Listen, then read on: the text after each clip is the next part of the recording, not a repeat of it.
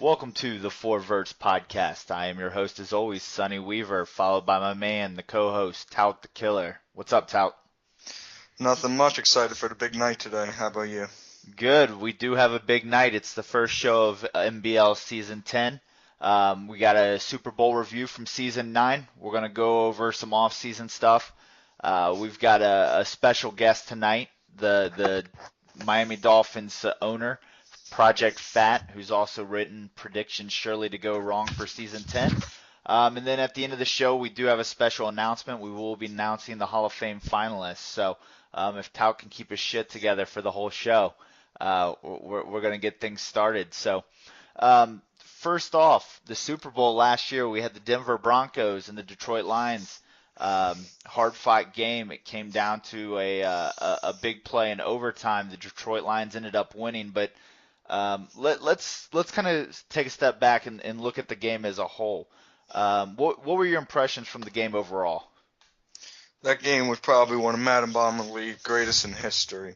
To think that a Super Bowl went to double overtime, which I think only one has ever done before, it's just unbelievable.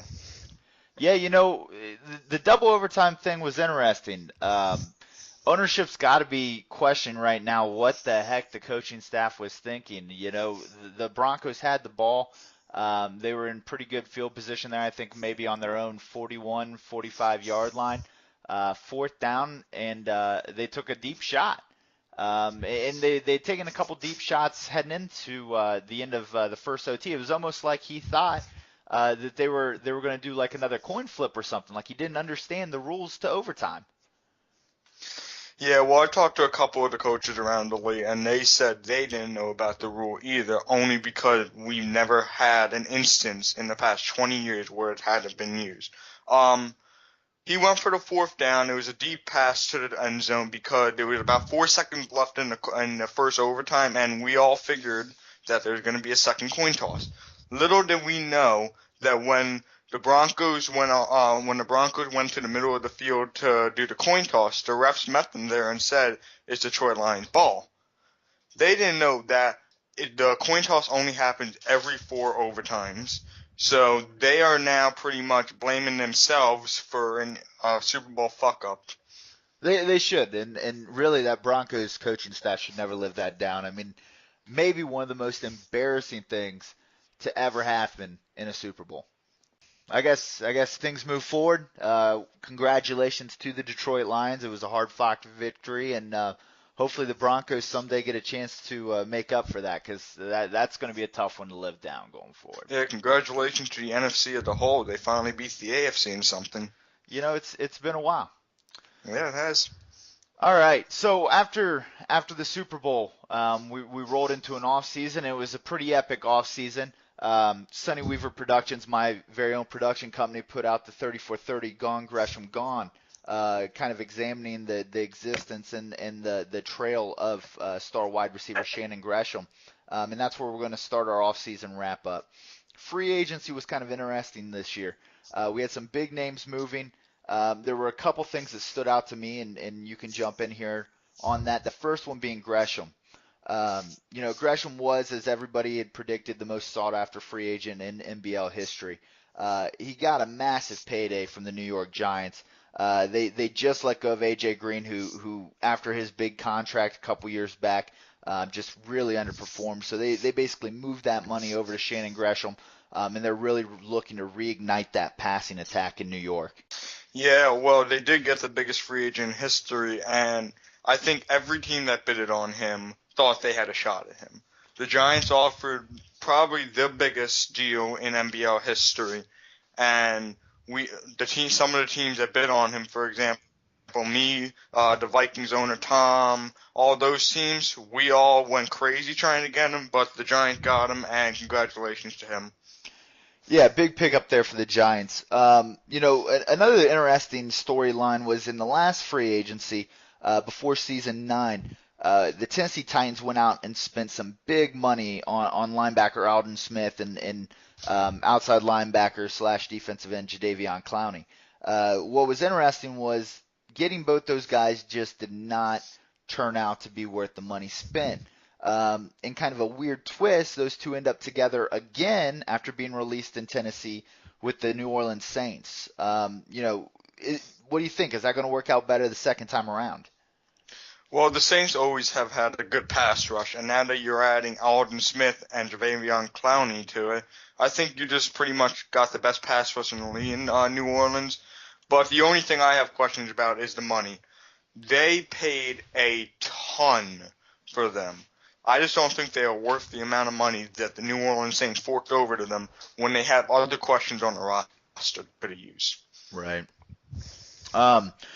So the tank job that happened in Minnesota, it looks to be over. The Vikings kind of rebuilt in free agency, got a lot of big names in the free agency class. They really just looked to revamp the whole roster. I know they brought back quarterback Teddy Bridgewater, brought back former running back Adrian Peterson, shored up the line a little bit. Demaryius Thomas comes in from Denver. They bring in two tight ends and Rob Gronkowski, Martellus Bennett, Greg Hardy.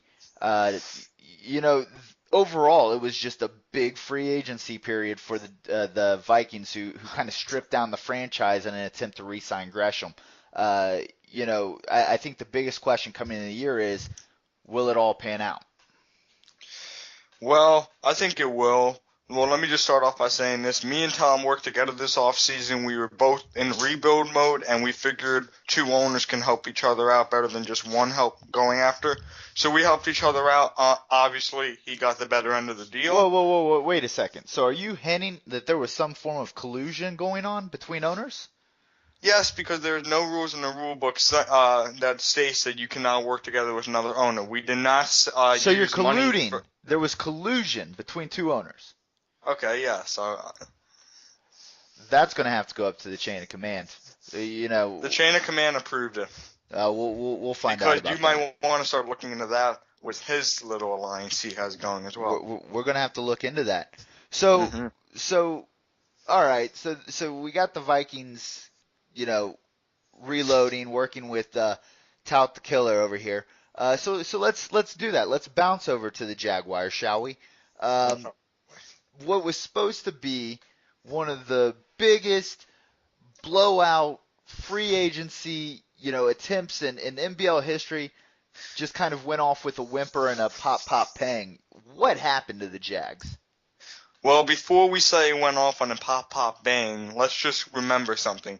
About 3 years ago, I had a draft class that everyone laughed at. I mean, everyone laughed at. My first round pick, he was a middle linebacker that everyone said was too undersized, too slow to play in the NFL in our league.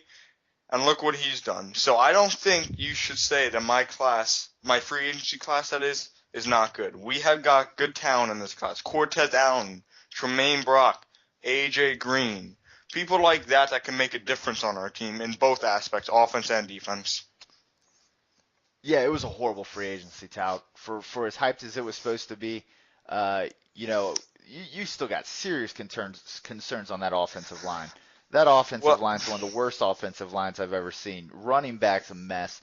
Wide receivers average. Your defensive line's okay. Your cornerbacks are relatively old and slow. You got about 16 safeties on the team. I think most people in the league would look at it and say, what the hell are the Jacksonville Jaguars doing?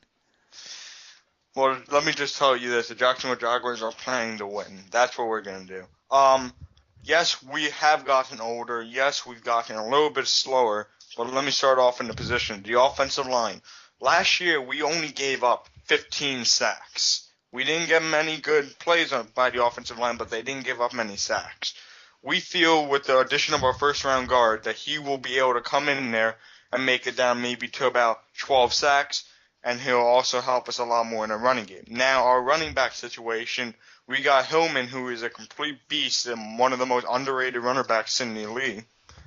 Wide receiver, we have the ever-getting better Steve Bell, who was a 6th-round pick 2 years ago, who took the league on fire, coming in 6th in receiving yards last year, and I think he was like 3rd in touchdowns. On defense, we have Tout. I got to cut you off, man. You're putting our audience to sleep. We'll just have to wait and see what happens with the Jaguars, but you're killing we us. got you. So let's roll into the draft a little bit. Some surprising drafts. I think that people will be interested to kind of get a look at if they haven't already. Some of the draft winners, just looking through some of these classes. My first draft winner has got to be the Dallas Cowboys. In what is normally a offense-dominated draft room, the Cowboys go defense heavy this year. They come away with three of what I believe could be three of the best players in this entire draft. You've got the left end, Orleans Carrington, a defensive tackle, Jawan Todd, and a cornerback, Uche Garrett. Three guys that are going to be day one starters for the Cowboys. Three guys that, like I said, could end up being three of the best guys out of this draft. I look at the Cowboys as one of the clear winners of the draft. Yeah, they had a very good draft. I think their defense is going to continue to improve, and who knows, maybe they'll be a fringe wildcard team this year. Let's not get too carried away. The next team I look to is the Atlanta Falcons, and people may look at the draft and say, it doesn't look like much, but here's my thought with the Falcons. Anytime you can pair a star quarterback with a star wide receiver early in the draft, that you're going to let them come up together, rookie wide receiver, rookie quarterback, I think that's a good draft. They're going to build chemistry together from the start. I like what they did there. J.J. Bird, the 6'4" wide receiver, he's got speed. He can get open. He's a big, strong guy. And then Gifford Peterson, the quarterback. That's going to be, I think, a good combo going forward in that NFC South. Yeah, well, the NFC South isn't that good when it comes to defense other than the Saints, so that QB and the wide receiver have a very good chance of becoming leaders in the NFC rookie race. I think the Atlanta Falcons had a very good draft class. They could have used a couple more pieces on defense, but I understand what they did, and who knows. So I'm going to throw you some love, Tout, and I don't do it very often, but you had a pretty good draft, man. You had a pretty good draft. I think Josh McGee, he's going to take some time to develop, but he's got the tools to be a pretty good quarterback. Melquan Grove, your right guard, first-round pick. He's a stud. He's going to be a stud from day one for you. And then Javaris Golston, the cornerback, and Elijah Nelson, your wide receiver.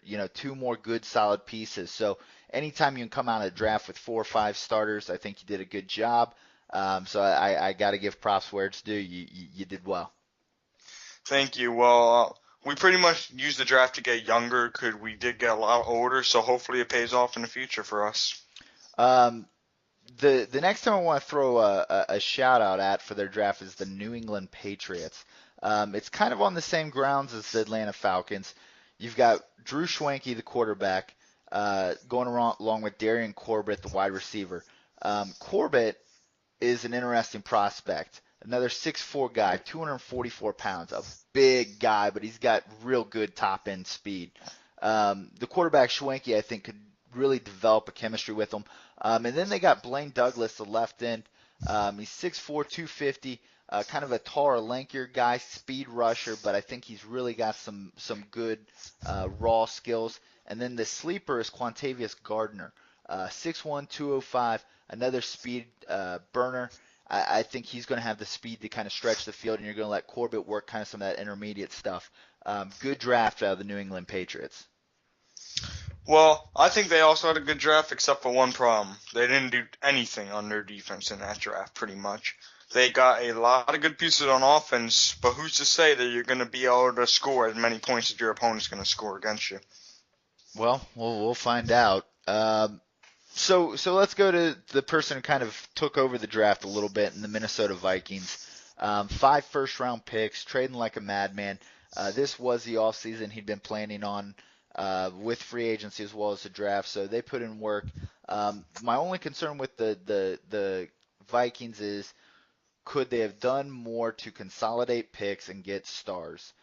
They've got some good players. Delaney Carlson, Chad Anderson, Derek Finnegan, Doran Albury, Pierce House, a lot of good players that will start and start probably for years to come. But they didn't get the stars. They didn't get the guys who are going to go out there and take over the league. And I feel like with as many first-round picks as they had They could have made some moves, and they could have gotten up there and gotten some guys that are going to be impact players from day one. Yeah, I agree. He had the number 1 pick, and he traded down, and he could have taken the next Gresham there. But he did get Aubrey, your wide receiver, brother, that is. And I think he can make an immediate impact from day one. But overall, he did not get any true franchise changer in that draft, which can become a problem for him down the line. Right. And then let's go to who had the best draft of the entire draft, and that's got to be the Green Bay Packers. It basically comes down to 2 guys that I believe are 2 of the best players in this draft. Toby Agbona, the defensive tackle. That kid right now, I'm telling you, is a top 5 defensive tackle in the league. He is going to come out, and he's going to take the league over. And then you've got the cornerback Sean Okiomi. Already in preseason, lighting it up. I think he's got 3 interceptions, 1 for a touchdown. Those 2 players are setting the Packers defense up to just be lights out this year. Yeah, Toby he looks like the next Geno Atkins out there, the way he's been playing so far. And Okiyami, he's pretty good. It was a very good draft by the Packers, probably one of the best he's ever had, if not the best. That NFC North is going to be insane with all the first-round talent that's coming to that division. Just curious to see what happens. Bomber, you better watch out. For sure. All right, and that's the wrap-up of the offseason. A quick word from a sponsor. Have you been booted or fired from MBL but still listen to this podcast? Join MSL, where the rejects of MBL go. If you want to ball with the best, go to MBL. If you want to ball with the rest, come to MSL. Act now and enter code 4Verts on the website, and you can adjust up to 5-player stats on the league creation before Madden 16. Go to MSL.com for more information. All right, so next up on the podcast, predictions surely to go wrong with Dolphins owner, Project Fat. All right, so we're here with the owner of the Miami Dolphins, Project Fat. He's also written an article there up on the website that some of you may have already read. It's his predictions surely to go wrong. Thanks for joining us today, Fat. How you doing? I'm doing well. How about you guys? We're always having fun here on the 4Verts podcast. So you wrote your predictions here. It looks like you laid out kind of your predictions for each team and each division, which was kind of a Herculean feat for you there. Where did you even start to put this thing together? Because it was a pretty big undertaking. I know that. I mean, I just kind of more or less I started with kind of diving into everybody's off seasons up to that point and kind of seeing some of the things that they had done and then just kind of after that started really diving deep into their schedules and just kind of going from there, making the predictions and who I think they matched up well against or who they didn't, and that was about it. All right, well, that's very good. So what do you think will be what do you think damn it, Sonny, what do you think will be the best division in each conference? Get your script right, Sonny. Well, I kind of looked at that too. AFC, there's kind of a close battle for who I think has the best division. I've kind of tossed it up between the AFC West and the AFC North. I would have to say probably the AFC West though, just with the success they've had the last few seasons with having the being represented in the Super Bowl 3 years in a row. Whoa. Okay, yeah, so let's step back there. Throw Tout aside for a second because he plays in the AFC South, and that's the worst division. Hold up. And why there's not no the AFC South? That's a good division. No, not at all. Not at all. So anyways, so let's get to the AFC North because that's where the real power resides. Right. Okay. Look at the AFC North. You know, we get to play the AFC South this year. Right. So 4 wins for the AFC South. So that'll be a pretty easy schedule for the AFC North. The other thing the AFC North gets to do is we get to play the AFC or the NFC East, I should say. So you know we'll see how that goes, but I really feel like the AFC North is going to run things this year. So just to try to help you out for any future predictions you try to make. They never run anything. You belong in the South, pal. So anyways, so that was your AFC. What about the best division in the NFC? NFC, that one was, like I said, a little bit easier than the side than the AFC. One once again, just kind of looking at it, the teams that we have, and the division that I think is going to be best in the NFC is essentially going to be the NFC North. Yeah, I think that's a good pick. Historically, it feels like every year the Super Bowl contender out of the NFC is coming out of there. I know that's not always the case, but as we just talked about earlier on the show, good free agency period and good drafts coming out of that NFC North. So definitely agree with that pick. Tout, what about you? Yeah, watch out for the Packers there. I think they can maybe make another Super Bowl push from that division. I agree with you, Project. I think the NFC North is the best division in the NFC right now. Now to get on to the next question. Who do you think will be the biggest surprise this year? This one, again, couple of different teams that I look at that could definitely turn some heads this year. One of them, I guess the reason why I call them a big surprise is because they couldn't really do much worse than they did last year. But one of the teams I looked at was the Minnesota Vikings. But essentially, the team that I think is going to be a very big surprise this year is going to be the Rams out of the NFC West. Yes. So when you're 0-15, there's not many places to go but up. So you definitely took the easy way out on that one. I do agree with you with the Rams. I think ownership there's got things turning the right direction. That's a tough division, but I think the Rams could be a nice wild card sleeper out of there. Yeah, and I mean definitely a pretty decent free agency period. Robert Quinn did test free agency, but essentially decided to stick with the team. And they also added Geno Atkins on the line as well. And then they also picked up a pretty good rookie wide receiver and Jameek McFadden to kind of watch out for this year as well. Right. So let's go to the flip side of that. Who's going to be the biggest letdown on the year? So this one's probably not going to be too popular on the show right now, but I'm honestly going to have to say the Jacksonville Jaguars. Oh no! Go ahead. Why you say that, Project? Let's hear this. So the thing about it for me is I think it's been kind of a letdown from the beginning. Going into free agency, a lot of talk about having really big free agency period, a lot of money to spend, and I just didn't see too much top-tier talent added to that roster this year. All right, well, I can respect your opinion. Just I have one question for you. You said that you think that the AFC South is the weakest division. Then why can't I take that division? I have 6 wins right there then. Well, I mean, it comes down to overall, gameplay, and I think you're gonna have issues down the stretch at the end of games and being able to close a lot of those out. All right, I can respect it. I just have one more question for you. You have Sonny Weaver, my co-host here, going 8-8. Why do you have that? Actually, I believe I had Sonny going at 10-6 this year. You sure? Who's 8-8 then in that division? There was 1 8-8. Not at all, Tout. You can't read. So, anyways, we're rolling on. Look, that's the wrong division. That's my fault, guys. So we're gonna just let Tout do Tout things.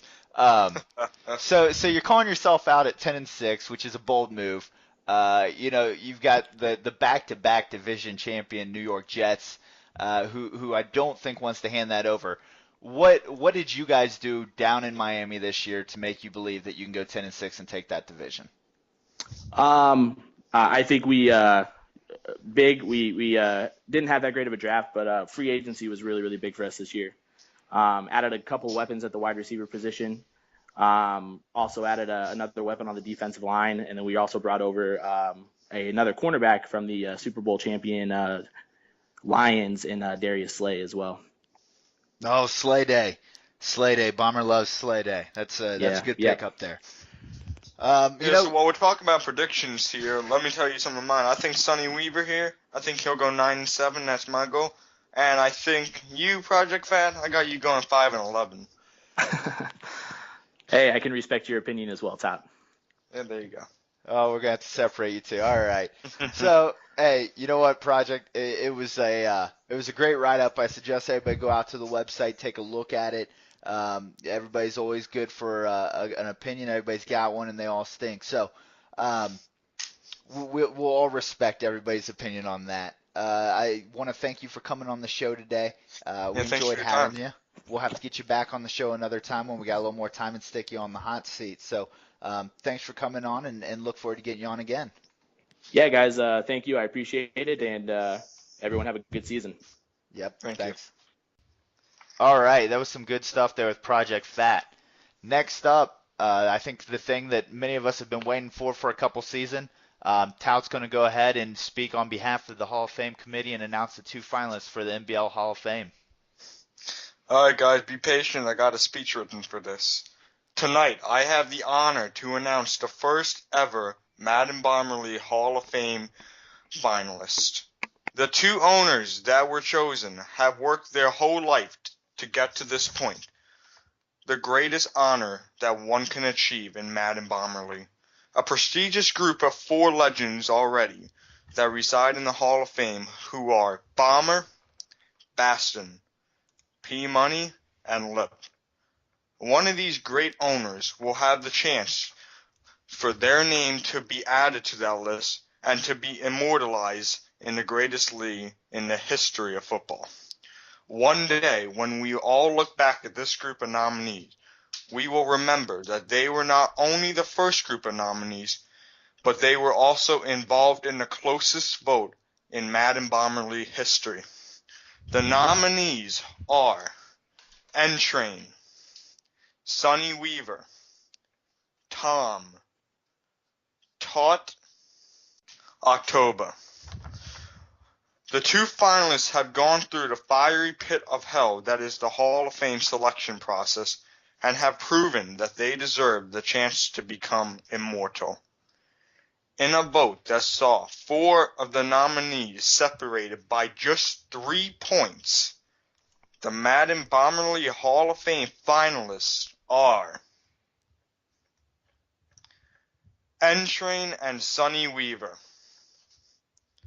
Both of these owners deserve a great congratulations. They have achieved an amazing accomplishment, and we all wish them luck on their pursuit of entering the Madden Bomber League Hall of Fame. Wait, N-Train's already in the league? Is that what you were saying there with in pursuit of N-Train in the Madden Bomber League? I feel like this thing's rigged. Is this thing's rigged? Is this rigged? No, I said in pursuit of your entry into. Oh, okay, entry. Okay, I maybe a Freudian. No. Freudian slip there. Don't go It's start a Freudian slip. Conspiracy theories on them. All right. Well, you know what? It's just an honor to be nominated. I appreciate everybody who recognized the hard work I put in. N-Train being a fellow AFC North owner, I can appreciate what it is he does for the league as well, and I wish him good luck. When can our listeners expect to hear the final announcement on this? Well, the final announcement will be done on this podcast, and it will be during the divisional round of this year's playoffs. Well, I guess our listeners will have to stay tuned to that. And before we switch off the topic, Sonny, N-Train passed me along a message to tell you. In his words, worried. Fuck you, Sonny Weaver. Okay, well, fuck you too, Mr. N-Train, and we'll be seeing you around there. All right, well, that was an exciting a little wrap up there and a good speech by Tout. I'd like to thank our sponsor, of course, MSL, for giving us that nice little advertisement there earlier. I'd also like to thank our special guest, Project Fat, owner of the Miami Dolphins, for his wrap up of his picks that are surely to go wrong. Make sure you tune in next week. We'll have a recap of week 1 as well as all the league happenings from this past week of action as we open up season 10 of Madden Bomber League. For all of us here at the 4 Verts Podcast, I'd like to say thank you for tuning in. As always, this is your host, Sonny Weaver, and my boy Tout, signing off. Adios.